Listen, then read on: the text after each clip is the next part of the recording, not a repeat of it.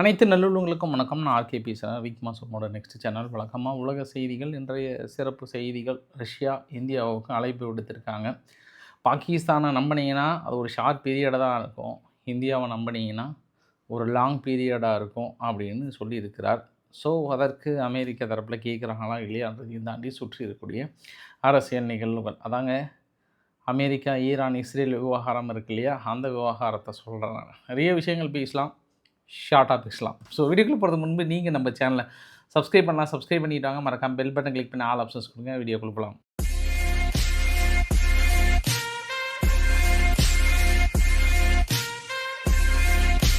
முதல் சம்பவம், இந்தியனுடைய ரூபாய் மதிப்பு வரலாறு காணாத அளவுக்கான வீழ்ச்சி 96.11. பல காரணிகள் சொல்லலாம். ஏன்னா எல்லா நாட்டு நாணயங்களும் அடிப்படுது. குறிப்பாக இப்போ அமெரிக்கா சீனாவுடைய சந்திப்பு இருக்குது இல்லையா, அதனால் டாலர் மதிப்பு கொஞ்சம் ஸ்ட்ராங்காக இருக்குது. லைட்டாக, பெருசாலாம் இல்லை, லைட்டாக ஸ்ட்ராங்காக இருக்குது. அது இல்லாமல் இந்தியாவுடைய அந்நிய செலாவணியோடைய கையிருப்பு ஹோல்டு பண்ண முடியல. தங்கத்தோட இறக்குமதி வரி அதிகம் பண்ணியிருக்கு. அப்புறம் க்ரூட் ஆயிலோட விலை மிக அதிகமாக இருக்குது. இந்த மாதிரி அடுத்தடுத்த காரணிகளை சொல்லலாம். ரூபாயின் மதிப்பினுடைய வீழ்ச்சியை கட்டுப்படுத்த முடியாமல் தடுமாறி கொண்டிருக்கிறது இந்தியா. 92 ரூபா பக்கம் இருந்தது யுத்தக்காலம் ஸ்டார்ட் ஆகும்போது. 96.11 100 ரூபாயை நோக்கி படுவேகமாக வளர்ந்து கொண்டிருக்கிறது. ஸோ இதுக்கு எல்லாத்துக்கும் ஒரே தீர்வு என்ன அப்படின்னா, ரஷ்யா உக்ரைன் வாரம் நிற்கணும், ஈரானுடைய யுத்தமும் நிற்கணும். அது எல்லாமே ஃபுல் பிளேஜாக அமைதியானால் மட்டும்தான் மறுபடியும் பழைய நிலைமைக்கு இறங்கி வருதா அப்படின்றத பார்க்க வேண்டும். அதே சமயத்தில் ஒரு 6 நாடுகளுக்கான பயணம் பிரதமர் மோடி அவர்கள் மேற்கொண்டார் இல்லையா, அங்கே யுஏஇ போய் சந்திக்கிறாங்க. யுஏஇனுடைய ஷேக் முகமது பின் ஜயாத் அவர்களை போயிட்டு சந்திக்கிறார். அவர் நேராக விமான நிலையத்துக்கே வந்திருந்தார். வரவேற்பு எல்லாமே கொடுத்துருந்தாங்க. இந்த ஒரு சந்திப்பு எனர்ஜி அண்ட் இன்வெஸ்ட்மெண்ட்டை பற்றி மிகப்பெரிய அளவுக்கு அக்ரிமெண்ட் இன்றைக்கி சைன் பண்ண போகிறாங்கன்ற மாதிரி சொல்கிறாங்க. அதே சமயத்தில் யுஏஇக்கு பக்கபலமாக இருக்கும், பக்கபலமாக அனைத்து விதமான உதவிகளும் செய்யப்படும்ன்ற மாதிரி சொல்கிறாங்க. தொடர்ந்து ஈரான் யுஏஇக்கு மிரட்டல் விடுகிற இந்த சமயத்தில் அமெரிக்காவுடைய விசிட் ஈரான் உற்று நோக்குகிறது, கூர்ந்து கவனிக்கிறது.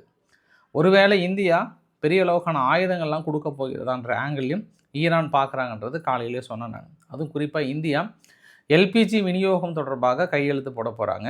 அது இல்லாமல் முக்கிய ஒப்பந்தங்கள், பெட்ரோலியத்தினுடைய மூலப்பொருட்கள் கண்டுபிடிப்பு. எங்கள் இந்தியாவிலையும் ஒரு சில பகுதியெல்லாம் பெட்ரோல்னால் ஒரு சில நிலப்பரப்பில் இருக்கிற மாதிரி கண்டுபிடிச்சிருக்காங்க. அதனால் அந்த பொருட்களை கண்டுபிடிப்பதற்கு யுஏஇ அணுகியிருக்காங்கன்றது ஒரு கூடுதல் தகவலை சொல்ல முடியும். இன்றைக்கி யுஏஇ இன்னொரு விஷயத்தை சொல்கிறாங்க. இந்த வரைபடத்தை பார்க்குறீங்க இல்லையா, இந்த வரைபடத்தில் பைப்லைன் ஒன்று, அதாவது நேராக ஃப்யூச்சராக பக்கத்தில் கொண்டு போகிறாங்க. இதுக்கப்புறம் இங்கேருந்து கப்பல்கள் மூலிமா ஏற்றுமதி பண்ணுவதற்கான ஒரு பிளானு. இது 2027க்குள்ளே அவங்கள இம்ப்ளிமெண்ட் பண்ணணுன்னு நினைக்கிறாங்க. 10 மில்லியன் பேரல் பர் டேவுக்கு அவங்க டார்கெட் வைக்கிறாங்க. ஏன்னா ஸ்டேட் ஆஃப் ஹார்மஸ் இனி நிரந்தரம் கிடையாதுன்றது முடிவு பண்ணிட்டாங்க. இனி எந்த காலத்தையும் யாரையும் நம்பி இருக்க வேண்டிய அவசியம் இல்லை. இவங்க பாட்டு இங்கேருந்து ஓமன் பக்கத்தில் கொண்டு போயிடலான்னு நினைக்கிறாங்க. ஏன்னா தொடர்ந்து ஸ்டேட் ஆஃப் ஹார்மஸ் கப்பங்கட்டி தான் போகணும். இதுக்கப்புறம் அந்த சுச்சுவேஷன் வந்துருமான்ற ஒரு பதற்றம் கூட. இது எப்போனாலும் அந்த பிரச்சனை வெடிச்சிட்டே இருக்கும் இதுக்கப்புறம்லாம். அதாவது என்னதான் ஒரு அமைதியான சூழ்நிலை வந்தாலுமே திடீர்னு வெடிச்சிட்டே இருக்கும். அதனால் இவங்க ஒரு நிரந்தர தீர்வாக கொண்டு போகிறாங்க. அப்போ யுஏஇ என்ன பண்ணுறாங்க, அவங்களுடைய எண்ணெய் கிடங்கு, அதாவது ஹப்சான்னு சொல்லிட்டு அங்கே இருக்கக்கூடிய எண்ணெய் சுத்திகரிப்பு நிலையங்கள், அதிலிருந்து நேராக என்ன பண்ணுறாங்க, ஃப்யூச்சராக கனெக்ட் பண்ணுறாங்க. ஃப்யூச்சராவை கனெக்ட் பண்ணி இங்கேருந்து கொண்டு போகிறது என்பது பெரிய விஷயமாக பார்க்குறாங்க. சரி, ஏற்கனவே சவுதி என்ன பண்ணிட்டாங்க, இந்த ஈஸ்ட் வெஸ்ட் பைப்லைனில் யன்புன்னு சொல்லிட்டு அந்த பக்கம் கொண்டு போயிட்டாங்க அவங்களும். அப்போ மீதி இருக்கிற 2 நாடு தான். ஒன்று குவைத்து, இன்னொன்று ஈராக். இந்த 2 நாடுகள் தான் பெரிய அளவுக்கு அடுத்து என்ன பண்ணுறதுன்னு தெரியாமல் முழிச்சிட்ருப்பாங்க. அப்போ இவங்க இந்த டோல்கேட்டை அனௌன்ஸ் பண்ணாங்கன்னா, ஸ்டேட் ஆஃப் ஹார்மஸ் எங்கள் கட்டுப்பாட்டுக்குள்ளே டோல்கேட் அனௌன்ஸ் பண்ணாங்கன்னா, இந்த 2 நாடுகளுடைய முயற்சி ஈரானுக்கு கொஞ்சம் பின்னடைவாக தான் பார்ப்பாங்க. அந்த 2 நாடை மட்டும்தான் குறிவைத்து பார்ப்பாங்க. ஏன்னா ஒவ்வொரு நாடுமே ஏற்றுமதி இறக்குமதிலாம் தாண்டி அந்த செலவினங்களை பார்ப்பாங்க, டோல்கேட்லாம் கட்டி வரணுன்றதை பார்ப்பாங்க. அப்போ யுஏஇனுடைய கை சற்று ஓங்கி இருக்குமா அப்படின்றது இன்னொரு ஆங்கிலையும் பார்க்கலாம். ஆனால் இவங்க ஓமனுடனும் இணைந்து தான் நாங்கள் ஷேர் பண்ண போகிறோம்னு சொல்லியிருக்காங்க. அதனால் இந்த பைப்லைன் 2027க்குள்ளே ரொம்ப ஸ்பீடப் பண்ண போகிறன்ற மாதிரி சொல்லியிருக்காங்க. பார்க்கலாம். ஏற்கனவே குவைத் மீதும் கடுமையான கோபத்தில் இருக்காங்க எங்கள் ஈரான் தரப்பில். என்னென்னா நேற்று ஈரானுடைய போட் ஒன்று இந்த பக்கம் கிராஸ் ஆகிருக்கு. குவைத்தினுடைய கடலோர அங்கே காவல் படை மாதிரி இருந்திருக்கு இல்லையா, அவங்க என்ன பண்ணிட்டாங்க, அந்த போட்டை டோட்டலாக டிஸ்மேண்டில் பண்ணிவிட்டு அதுலேருந்து 4 பேர்த்த வந்து தூக்கிட்டு போயிட்டாங்க. அவங்க 4 பேர் எங்கள் சிட்டிசன், குவைத்துக்கு தனது கடும் கண்டனத்தை தெரிவிக்கிறேன் அப்படின்னு ஈரான் தரப்பில் வந்து தெரிவித்திருந்தாங்க. அதே சமயத்தில் நேற்று வந்து பிரிக்ஸ் கூட்டமைப்பில் கலந்துக்கிட்டு எல்லா நாடுகளுக்கும் நன்றி தெரிவித்த ஈரான் யுஏஇக்கு முன்பு நன்றியை தெரிவிக்கல, குவைத்துக்குமே அவங்க நன்றி தெரிவிக்கலன்றதும் ஒரு கூடுதல் தகவலாக பார்க்கப்படுகிறது. அப்போ ஈரான் இந்தியா நட்புறவு பாராட்டுகின்ற யுஏஇக்கு சிறு நன்றி கூட தெரிவிக்கவில்லை என்றால், சிறு நன்றி மீன்ஸ் அந்த பிரிக்ஸ் கூட்டமைப்பில் வந்த நாடுகளுக்கு எல்லாத்தையும் மென்ஷன் பண்ணாங்க. பட் யுஏயும் குவைத்தும் பெருசாக மென்ஷன் பண்ணவே இல்லை. எங்களுடைய வாழ்நாள் எதிரியாக நாங்கள் கிட்டத்தட்ட முடிவெடுக்க போகிறோம்லாம் சொல்லுகிற இந்த சமயத்தில் இந்தியாவுடைய விசிட்டை வந்து ஈரான் எப்படி ஏற்றுக்க போகிறாங்க அப்படின்றத நம்ம பொறுத்து இருந்து பார்க்கணும். அதே சமயத்தில் மற்றொரு விவகாரத்தில் பார்க்க முடிகிறது. தொடர்ந்து ஈரான் விவகாரம் பொறுத்த வரைக்கும் முழுமையாக ஒரு சொல்யூஷன் கிடைக்கணும். சும்மா ஷார்ட் பீரியடில் வராங்க, பேச்சுவார்த்தைன்றாங்க, அதான்றாங்க, இதான்றாங்க, ஒரு எக்ஸலத்தில் போடுறாங்க. இதெல்லாம் ஒரு நிரந்தர தீர்வே கிடைக்காது. இந்தியா தலையிடணும். இந்தியா தலையிட்டு இது ஒரு நிரந்தர தீர்வை கொண்டு வரணுன்ட்டு அங்கே ரஷ்யாவுடைய ஃபாரின் மினிஸ்டர் லாவ்ரோவ் அவர்கள் சொல்லியிருக்கிறார். ஸோ திடீர்னு அவர் இந்தியாவை சொல்வதற்கான காரணம் என்ன அப்படின்னா, பாகிஸ்தான்லாம் போய் நம்புறீங்களே பாஸ், அவங்க நம்புறதுக்கு இந்தியாவை நம்பியிருக்கலாமேன்ற மாதிரிலாம் சொல்கிறாங்க. பட் இந்தியா நடுநிலை தன்மைக்கோ நாங்கள் பேச்சுவார்த்தை தன்மைக்கோ ஆரம்பத்துலேருந்தே நாங்கள் அந்த சைடுக்கு வரலன்ற மாதிரி சொல்லிட்டாங்க. ஏன்னா அரபு நாடுகள் பேச்சுவார்த்தை அது கரெக்டாக மேட்ச் ஆகும். இந்தியாவுக்கு அவ்வளோ சீக்கிரம் மேட்ச் ஆகுமான்னு எனக்கு தெரியல. பட் இவர் வந்து லாவ்ரோவ் அவர்கள் ரீசெண்டாக இந்தியாவுக்கும் ரஷ்யாவுக்கும் ஏற்றுமதி இறக்குமதி வந்து அதிகமாக அடுத்து நம்ம இன்க்ரீஸ் பண்ணணும்னு சொல்லியிருக்காங்க இல்லையா. அதற்காக எப்போவுமே அந்த இரு வர்த்தக உறவு இருக்கக்கூடிய நாடுகள்லாம் என்ன பண்ணுவாங்கன்னா, இப்போ நீங்களே ஒருத்தர்கிட்ட பிஸ்னஸ் விஷயமா மற்ற விஷயமா போகிறீங்க அப்படின்னா, எடுத்தோடனே வாங்க கையெழுத்து போடுங்க அப்படின்னு பிஸ்னஸ் விஷயமா பேசுகிறத விட அந்த நாடை பற்றி அவரை பற்றி கொஞ்சம் நம்ம ஸ்ட்ராட்டஜிக்கலாக வந்து புரிஞ்சு வச்சுருக்கணும். அவரை பற்றி கொஞ்சம் ப்ரைஸ் பண்ணணும் எப்போவுமே. அது அவர் இன்னும் கொஞ்சம் மனசு குளிர்ச்சியாக கொஞ்சம் அப்படியே இருக்கும், கொஞ்சம் சைன் பண்ணுறது கரெக்டாக இருக்கும். இது வந்து எல்லா நாடுகளுமே ஃபாலோ பண்ணுவாங்க. நம்ம இப்போ நீங்களே ஒரு நாட்டுக்கு போகிறீங்க அப்படின்னா வெளியுறவுத்துறை அமைச்சராக இருந்துட்டு நீங்கள் அந்த நாட்டை பற்றி முழுமையாக தெரிஞ்சு வச்சுக்கலாம், அந்த நாட்டை ப்ரைஸ் பண்ணணும். அதுக்காக இது வந்து ஓவர் ஐஸ் வைக்கிறாங்கன்றதுலாம் கிடையாது. அது ஒரு புரோட்டோக்கால், அது வந்து மனித இயல்புமே கூட. அந்த ஆங்கிளில் நான் பார்க்குறேன். இது வந்து இந்தியா நீங்கள் நடுநிலை வைங்க, நீங்கள் நிரந்தர தீர்வு கிடைச்சிரும், அதனால் இந்தியா போங்க அப்படின்ற ஒரு ஆங்கிளில் பார்க்குறேன். ஏன்னா இதே மாதிரி தான் ஏற்கனவே இந்தியாவுக்கு ஐ திங்க் எந்த நாள் ஞாபகம் இல்லை, வரும்போது இந்த ரஷ்யா உக்ரைன் விவகாரத்தை பொறுத்த வரைக்கும் இந்தியா வந்து சீக்கிரமாக கையாண்டுன்னு சொன்னாங்க. ஸோ அந்த 2 நாடுகளை பொறுத்த வரைக்கும் யாருமே தலையிட முடியாதுங்க. அது ட்ரம்ப்னு ஒருத்தர் இருந்துட்டார்னா அது யார் தலையிடுறாங்களோ அவங்களுக்கு வந்து தலையில் சொம்பு கவுத்துட்டு போயிடுவார். ஏன்னா இங்கே பேசி ஒரு முடிவு எடுக்கும்போது அவர் பாட்டு எக்ஸலத்தில் ஒரு பதிவு போடுவார், நான் தான் கிங்கு, நான் தான் ராஜா, நான் தான் முடிவு எடுப்பேன் அப்படின்னு நினைக்கிற ஒரு ஆள்கிட்ட போயிட்டு லைட்டாக இது கோத்து வர மாதிரி தான் இருக்குது. இந்தியா போங்க பேச்சுவார்த்தை நடத்துங்கன்னா இன்றைக்கி பாகிஸ்தான் கொஞ்சம் அவங்க பேர் கொஞ்சம் கெடுத்துட்டு இருக்காங்க இல்லையா, அந்த ஆங்கிளில் தான் நான் பார்க்குறது. ஒரு கூடுதல் தகவலாக பார்க்கலாம், நம்ம பார்க்கலாம் என்ன சொல்ல போகிறாங்கன்றது பார்க்கலாம். இல்லை அடுத்த கட்ட நிகழ்வு என்ன நடக்குது உங்களுக்கு இரவு பதிவில் உங்களுக்கு சொல்கிறேன் நான். அதே போல் இந்த சீனாவில் பெரிய தொழிலதிபரோட சந்திப்பு, ட்ரம்ப்போட சந்திப்புலாம் இருந்தது இல்லையா, நான் ஒரு சில பதிவு நான் ஷேர் பண்ணுறேன் நான். இது வந்து என்விடியானுடைய சிஇஓ ஜென்சன் ஹுவாங் அவர் வந்து பெரிய ஒரு ட்ரீட் அப்படின்னா எப்போவுமே அரசு மாளிகையில் பிரம்மாண்டமாக அந்த உணவெல்லாம் பயங்கரமாக பரிமாறுவாங்க. ஒரு பெரிய ஒரு கெஸ்டராக மதிப்பளித்து அரேஞ்ச் பண்ணுவாங்க. மனுஷன் அதெல்லாம் விட்டு அப்படியே கேஷுவலாக ஸ்ட்ரீட்டில் வந்துட்டு அங்கே போயிட்டு இந்த நூடுல்ஸ், இந்த கடை சின்ன கடை தான், அந்த நூடுல்ஸ் போயிட்டு மனசை விரும்பி சாப்பிட்றாரு. சீனாவிலே பெஸ்ட்டு நூடுல்ஸ் எங்கே கிடைக்குன்னா இந்த கடைன்றாங்க, சின்ன கடையா அப்படின்ற மாதிரி சொல்கிறாங்க. ஸோ இது மாதிரியான விஷயங்கள், அப்புறம் மக்களோட மக்களாக இருந்த நிறைய விஷயங்கள், அப்புறம் இந்த ஹவாயினுடைய டேப் வந்து ட்ரைலேட்டர் 3 ஃபோல்டாக மடிக்கிறத ரொம்ப ஷாக்காக பார்க்குறாரு. அது மேபி மற்ற கண்ட்ரியில் கிடைக்காதா என்னன்னு தெரியல, ரொம்ப ஷாக், அப்படியா புதுசாக இருக்கே அப்படின்ற மாதிரிலாம் பயங்கர ஷாக்காக பார்த்தாரு. ஸோ இவருடைய பதிவு வந்து பெரிய அளவுக்கு பேசு பொருளாக இருந்தது. 3 வீடியோ பதிவு. நேற்று எலான் மஸ்க் வந்து ஒரு மாதிரி மூஞ்செல்லாம் கோணையாக வச்சுட்டு சேட்டை பண்ண பதிவு ஒன்று. இன்னொன்று என்விடியானுடைய சிஇஓ வந்து சீனாவுக்குள்ளே போயிட்டு அந்த அவர் பண்ண அந்த சின்ன சின்ன விஷயங்கள், தெருக்கடைகளில் போகிறது, அப்புறம் அந்த மிட்டாய் கடைலாம் இருக்கும் நம்ம ஊரில் சொல்லுவோம்ல, அந்த மாதிரி கடையெல்லாம் போய் வாங்கினேன்.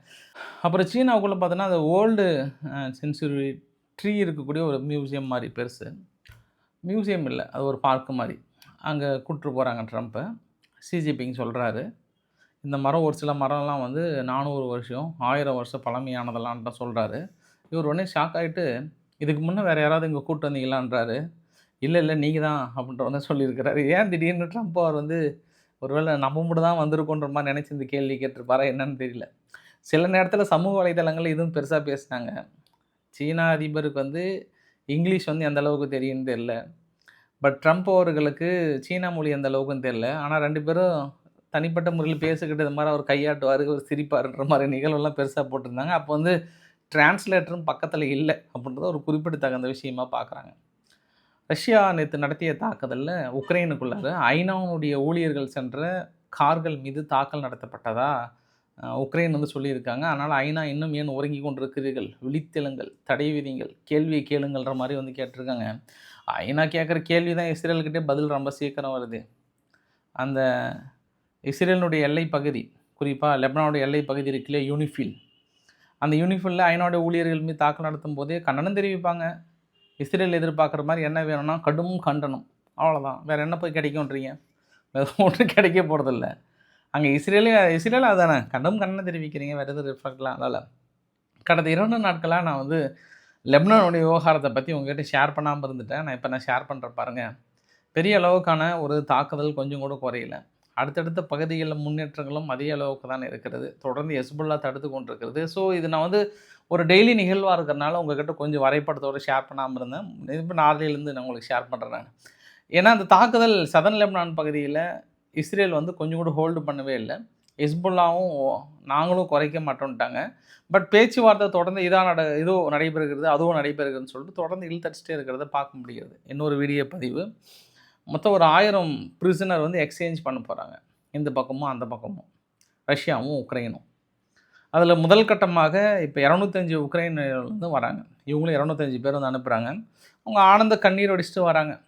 ஏன்னா, ஒரு பெரிய கனவு இல்லையா? அங்க ரஷ்யாவோட சிறைச்சாலையில இருக்கிறத விட நம்மள திருப்பி அனுப்பிச்சுட்டாங்களே அப்படின்ற மாரி ஒரு கனவோடும், கண்ணீரோடும், ஒரு பெரிய நிம்மதியோடும் வந்திறங்குற அந்த பதிவுகள தான் பார்க்க முடிகிறது. இதற்கு கூட இது வழக்கமா இத வந்து முன்னெடுத்து நிறுத்துறது வந்து கத்தார் தாங்க. இந்த மாரி சிறை கைதிகள பரிமாறலாம். பட் இடையில ஒரு 4 நாளைக்கு இல்ல 5 நாளைக்கு முன்பு ட்ரம்ப் ஸ்கோர் பண்ணாரு. நான் பேசினனால தான் கைதிகள வந்து பரிமாறிக்கிட்டாங்கன்ற மாரி சொல்லுவாரு. கூடிய விரைவில இதுக்கு கிளைம் பண்ணி பெருமையா சொல்லுவார்ன்னு நினைக்கிறேன் நானு. பொறுத்து இருந்து பார்க்கலாம். ரஷ்யாவோட பார்லிமெண்ட்ல ஒரு புதிய பில் ஒண்ணு சப்மிட் பண்றாங்க. புடின் அவர்களுக்கு வானளாவிய அதிகாரத்த இன்னும் கொஞ்சம் குடுக்குறாங்க. தலைவா, நீங்க போங்க. எந்த நாடுனாலும் நீங்க இன்வேட் பண்ணலாம். உள்ள நுழைஞ்சு தாக்கல் நடத்தி ஆக்கிரமிச்சுக்கலாம். அதாவது இன்வேட் வந்து ஃபாரின் கண்ட்ரி வந்து இன்வேட் பண்ணுவதற்கான முழு அதிகாரத்த குடுக்குறாங்க. சரி ரைட்டு. இந்த ஒரு சட்டத்த வச்சு தான் இன்னைக்கு ஜெலன்ஸ்கி பார்த்தீங்களா? ஐரோப்பா உங்கள பிடிக்கிறதுக்காக தான் அந்த சிறப்பு சட்டத்த ஏற்றிருக்கிறாங்க. ஆட்சி பிடிக்க போறான்றாங்க. இப்ப ரஷ்யா நினைப்பாங்க, "டேய் அந்த கொஞ்சம் பகுதிய பிடிக்கிறதுக்கே பல வருஷம் ஆகுது. இன்னும் நாங்க ஐரோப்பாவை போய் பிடிக்கணும்னா எத்தனை வருஷம் ஆகும்?" அதெல்லாம் புடினோட பேரங்காலம் வரைக்கும் வந்துரும். ஆனா இவரு வேற தொடர்ந்து நாம ஐரோப்பாவ காப்பாத்துறேன்.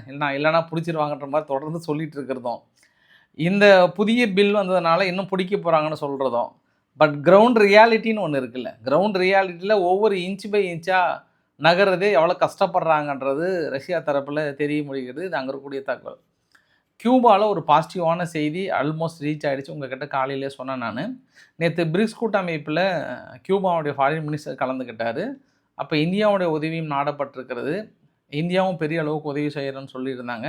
பட் அமெரிக்கா என்ன சொல்றாங்கன்னா, மத்த எந்த நாட்டு உதவியும் நாங்க அலோவ் பண்ண மாட்டோம். நாங்க மட்டும் தான் உதவி பண்ணுவோம். எங்க பேச்ச மட்டும் தான் நீங்க கேட்கணும். தொடர்ந்து அதுக்கான அக்ரீமெண்ட் கிட்டத்தட்ட போயிட்டுருக்குன்னு நினைக்கிறேன்.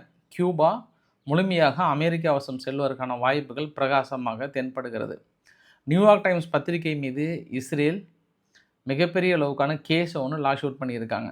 அதாவது பாலஸ்தீனத்தில சிறைச்சாலையில இருக்கக்கூடிய நெறைய பேத்த வந்து செக்ஷுவல் அபியூஸ் பண்றாங்க அப்படின்னு ஒரு ஆதாரமற்ற குற்றச்சாட்ட சுமத்துறதுனால சர்வதேச அரங்கில இஸ்ரேல் ராணுவ வீரர்களும் இருக்கக்கூடிய மரியாதையை குறைத்து விட்டது நியூயார்க் டைம்ஸ். அதனால நாங்க கண்டிப்பா லாஷ் அவுட் பண்ண போறோம்.